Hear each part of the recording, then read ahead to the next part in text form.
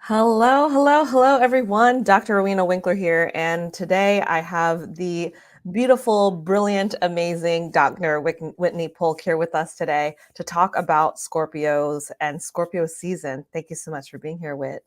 Hello, thank you for having me. No problem. So the way we start things off usually is by talking about the guest's big three. I have yours pulled up, but I'm sure you know what your big three is, right? I do. I am a Scorpio sun, Aquarius moon, and Taurus rising.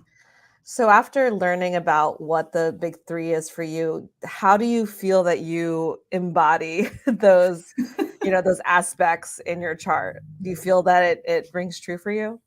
I feel like they all definitely ring true for me. There are aspects of each that feel very central to who I am out in the world, who I am when I'm kind of on my own, and what my inner life is like. I feel like I have always been interested in astrology from a young age, whether that's people having preformed opinions about what it means to be a Scorpio. Yes. Wait, Me. pause there. Sure. There. I think I would love for you to speak to this because, as you know very well, Scorpio tends to have like this, this like bad reputation at times in terms of the zodiac. What do you have to say for that? What do you have to say for the Scorpios? Just speak to all Scorpios. No, I'm just kidding. But what are your thoughts on that? Yeah.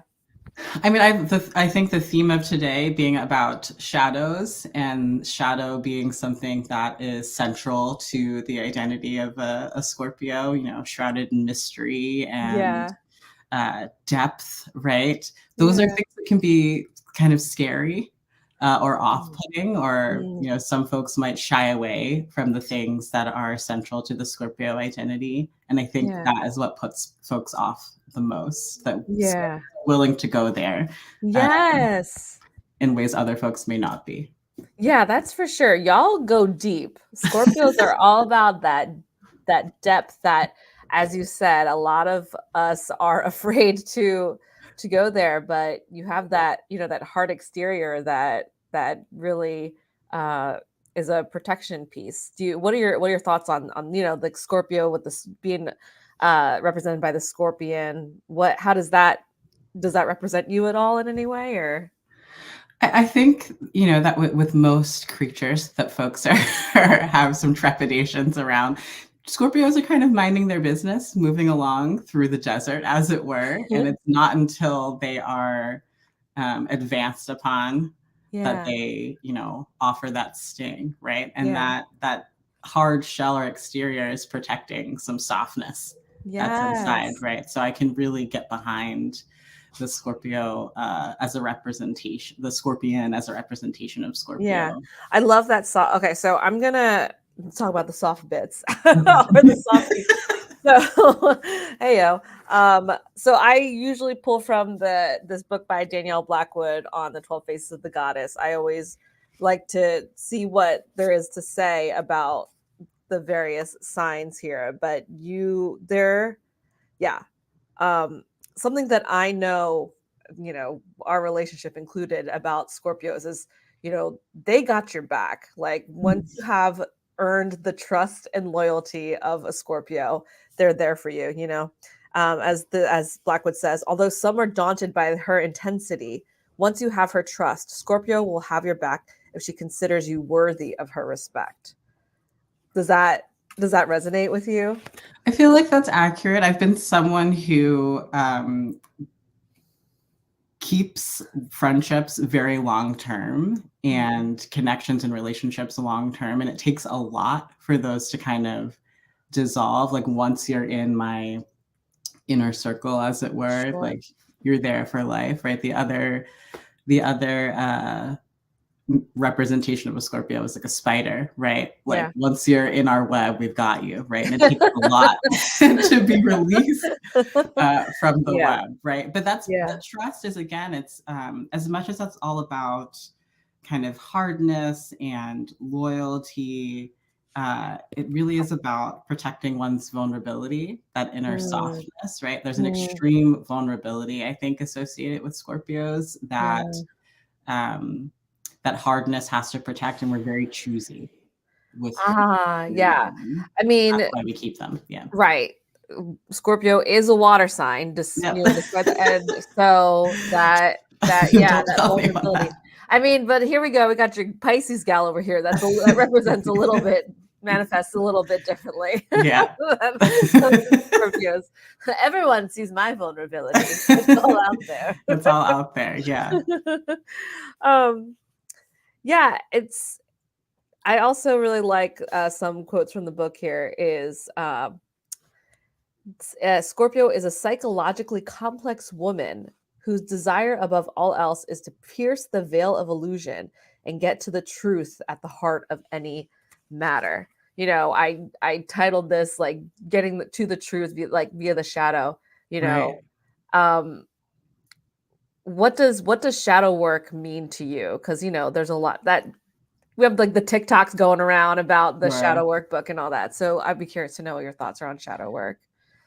I guess for me, it's not disconnected from the other parts of my life, right? So I Mm, am a researcher and a professor. I'm also a mental health clinician, and so these things are not uh, separate, right? It's all about a drive to mm. understand what we can't see, what's Ooh, unknown, digging deeper into understanding ourselves and other people, right? And to me, yeah, that's like the beginning of shadow work, right? yeah, Trying to understand your inner self, your inner workings, what dictates your day to day, your understanding of self within a larger context, right? Whether yeah. that's in society or history or culture, what have you, and how that relates to how you interact with other people, right? And Mm, what are the inner workings going on with those folks as well, and how does that translate into like the relationships that you can build? So it's all interconnected in that way, love trying to that. dig deeper to what's beyond the surface. Well, let's dig a little bit deeper with your chart. I want to know more Sure. about the Aquarius moon because my son Robbie's an Aquarius moon. I love that for him. So I need to know, what does that mean? What am I going to be contending with as he gets older? Sure. I feel like people have there's a conception of the Aquarius as detached, right? There's a Mm. perception of the Aquarius as just generally like weird, right? Yeah. Yes. Interested There's a lot of theater in people that are weirdness. Aquarius, yeah, that I found. I found that a lot of theater folks are Aquarians, yeah. Yeah, interested in weirdness, interested in things that are, outside of the norm, Yeah. the emoji that best describes an Aquarius is like the alien head, right? But I read once that Aquarius folks are interested in humanity and like Yeah. saving humanity and less interested in people, right? So that's like the detachment, right? If you can hold up both of those things at once, of Yeah. being interested in humanity and saving humanity as a concept, as an The collective, idea, yeah. the collective, right? And Yeah. so I think for me, that's what Aquarius kind of represents for me in my moon. It also kind of deals with my desire to rationalize and intellectualize everything, Yeah, and they are, yeah. yeah, Yeah. and stray from that emotionality a little bit that kind of consumes me with a Scorpio sun. Oh, yeah, so then what is that interaction then if you do have, like, do you find yourself like, ugh? It is a bit like that, Mr. Krabs meme from SpongeBob. But I think they kind of balance each other out. Like Yeah, if a yeah. Scorpio would pull me to the depths all the time, then the Aquarius says, "Hey, come Yeah, back and live in come back. reality a little bit." Yeah. Yeah, yeah, I love that. Well, it's interesting because in Robbie's chart, he has a lot of planets in that ninth house of like philosophy and higher education. He has like a lot of like air qualities in his chart and a lot of like Mm-hmm. intellectual. So I'm like, oh, am I gonna have like a little baby boy scholar? I don't know. Who Perhaps. wants to save humanity, you know? There you go. Yeah. Yeah, yeah. Well, I mean, your chart actually has a lot of air in it. Looking at it now, you do, despite having that deep Scorpio sun, it looks like that a lot of your planets are in air signs. So, do you find that to be, what are the pros and cons of having that rationality? Because Derek, my husband, is a Gemini, so Right. I know what that life is like, being married to one. But curious from your take, what it's like to have a lot of air? Because I lack air in my chart. Okay. I don't have. I'm I just know. feels. You're just all feels. We're just Yeah. all feels. No, you have that Capricorn in there Yeah, I know. I too. do have some Earth grounding me. Yeah. Right. I feel like that's the air kind of helps me um, concretize, which is kind of silly in terms of thinking of air, but it takes those kind of deep questions that I have about life and myself Mm, and other mm, people, mm.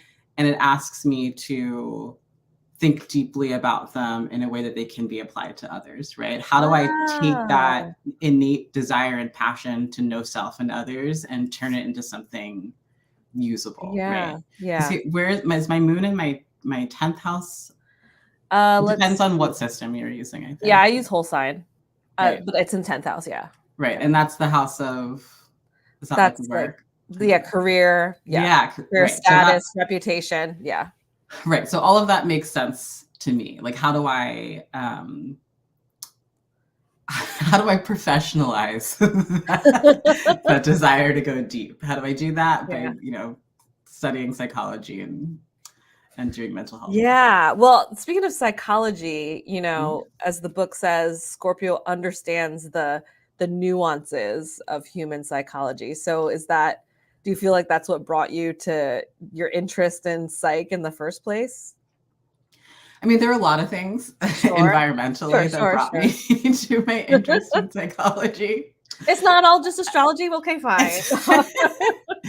But I don't think that I don't think that they're unrelated, right? But uh, I think that I had a lot of alone time as a child and a lot of time Uh, spent with adults. And for the uh, first, 8 years of my life, and just trying to make sense of a much larger world around me that wasn't always being explained to me in a way that I could understand, right? it's interesting. Yeah. And even like that early interest in astrology is about trying to answer questions Yeah.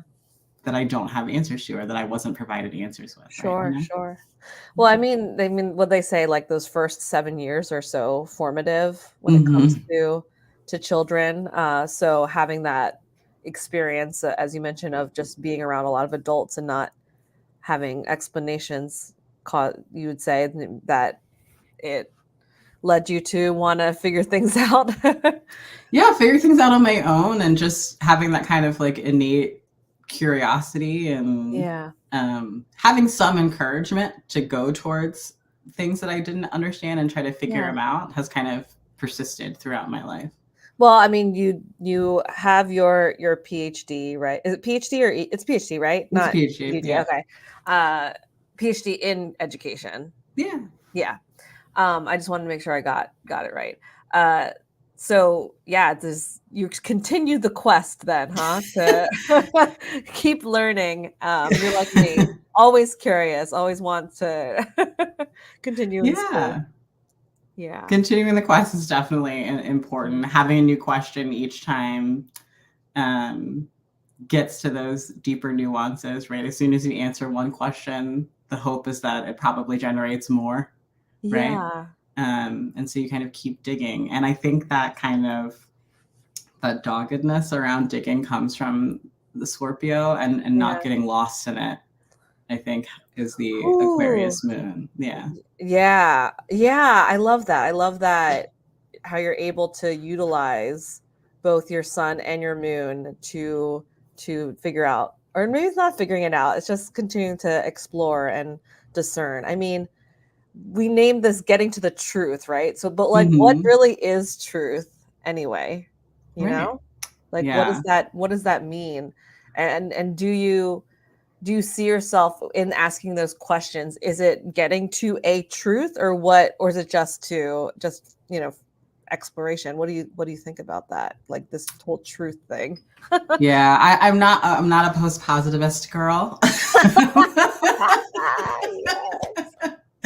Yes. Come I see the on. benefits in that. I'm definitely someone who kind of finds myself in the middle of those kind of ideologies, but um, I definitely lean more towards relativistic ways of understanding truth. Right, my truth is different from yours, and yet at Yeah. the same time, there are certain things that we might hold true together at a certain moment Yeah. in time. Look, it's my aqua moon talking.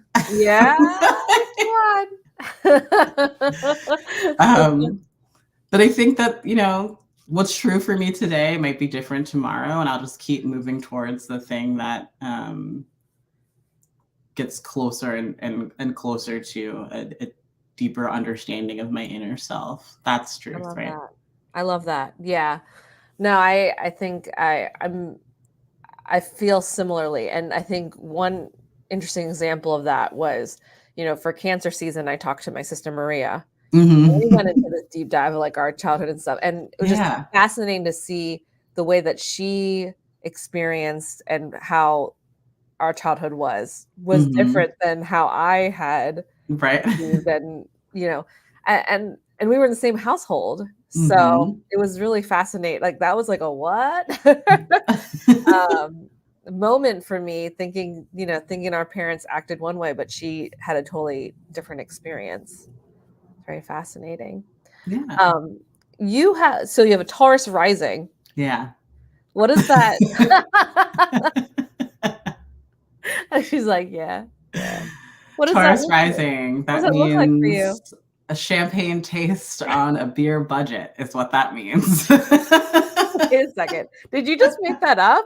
Or did No, you hear that? no, I was like, no. That's been told to me several times throughout my life. a Yeah, champagne taste on a beer budget. that's That right.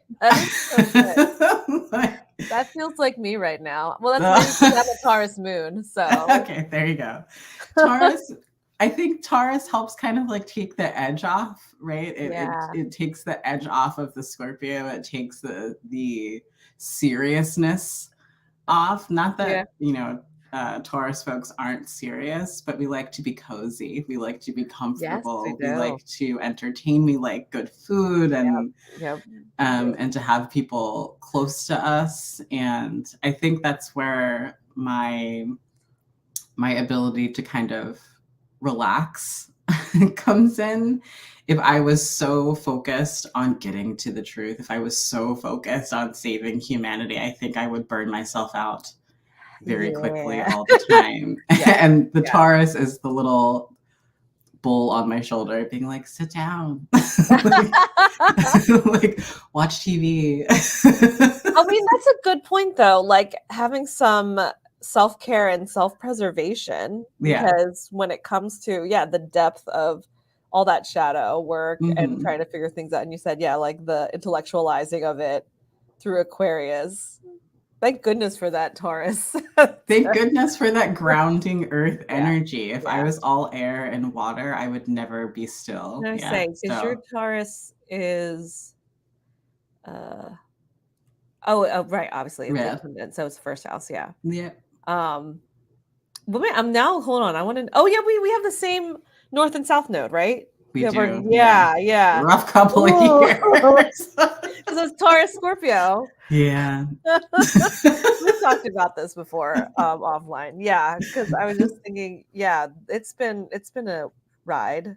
Sure. What does that mean to you? What has that meant to you to have this north node, south node?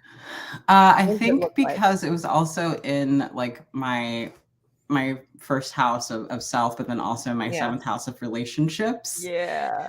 It's really about me trying to understand, just talking about relationships first, like what relationships are serving me Mhm.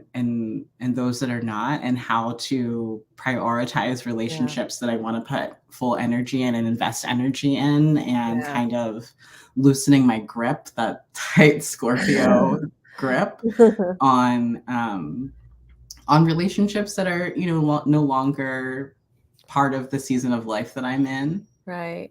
And then in terms of Taurus and my first house, really just kind of stepping into myself um, and finding kind of power in who I am and how I want my life to be. I think as Mm.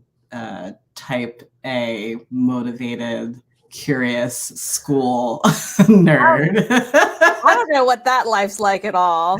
Right, who convinced themselves that they were internally motivated, and it turns out that I was very externally External. motivated to Yeah. achieve, right? This Yes. Yes. north node, south node stuff has been like, okay, girl, like the PhD is done, and now you're kind of looking around like, now what? Let's take a Yeah. break. Let's take a pause Yeah. and Yeah. be happy with the things that we've been able to Celebrate. Yeah. accomplish Yeah. and celebrate those things. And that the next thing that we do is going to be to serve our like our greater purpose, which is, for me, relationships, family, and also making sure that the things I do are motivated just kind of by those needs and by the things that I really want to do, and Love not, that. also what the world needs, not just what I want to do, but Sure. they're not tied to anyone else's kind of external expectations of what achievement means. I mean, I remember this is one of our phone calls. You mentioned to me like how what I was doing with my business and everything was the first time I actually did something for me. Because Yeah. even the doctorate wasn't really for me, you know. And I Right. remember that like I was like, what? What are you talking about? So yeah, I think that was a beautiful, thank you, articulation of the north south node in terms Thanks. of That your I life. like really just learned about that as it was happening. So I was, some stuff was getting really rocky, and I was going to You're like, my what the chart like, hell? what is happening? It explained a lot. Yeah. No, I mean, and mine is in my fifth house, my fifth house and 11th house. So my south, so it's going from, community and Mhm. associations, and again, external, like the group, and then coming to, my own creativity and Yeah. being able to manifest like my stuffs. So that's been that's been an interesting ride. Yeah. Let's see. Anything else? Is there anything else in regards to your chart that we may have not covered, or anything in particular in regards to, you know, I in the description, which, I just write these kind of based off what the feel is, anything Sure. forgiveness, the need for control, diving Yeah. deep, Yeah. anything speaking to that um, is worth mentioning. I mean, those are kind of like the forgiveness and control to me are linked in some way. And it Yeah. goes back to like the vulnerability stuff Mhm. associated with Scorpios. If we think about an actual Scorpion and like their inner soft stuff, that control is, I feel, for me anyway, is to make sure that I'm not vulnerable to the wrong folks, or I'm not vulnerable to the Mm, wrong forces or to the wrong mm, energies, or to yeah. energies that are going to like put me in any kind of danger is not the right word, but without a sense of safety, right? Yeah, yeah, yeah. And so yeah, control is really just, I think, a manifestation of like wanting to feel safe and protected. Yeah. And I think at the end of the day, that's for folks out there that may be like, "Ugh, Scorpios, blah, blah, blah," they're just being protective, y'all. Like, they do have a squishy insides.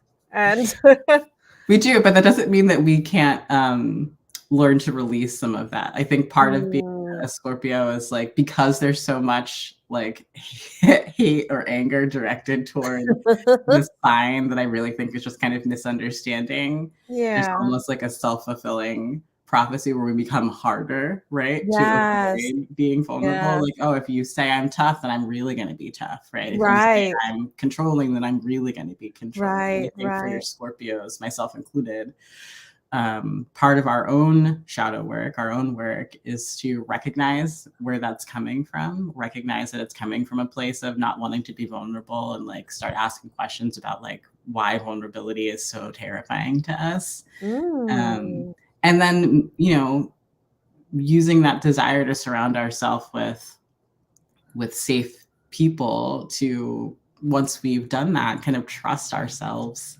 that Yeah. we've formed um, like a circle around us that isn't going to uh, try to penetrate that shell in a way that feels unsafe. Mhm. Mhm. So we Mhm. can kind of, let loose a little bit Well, and yeah, like, chill release out. some of that desire to Yeah. control. Yeah. I think Yeah. that's good for Yeah. us in the long run.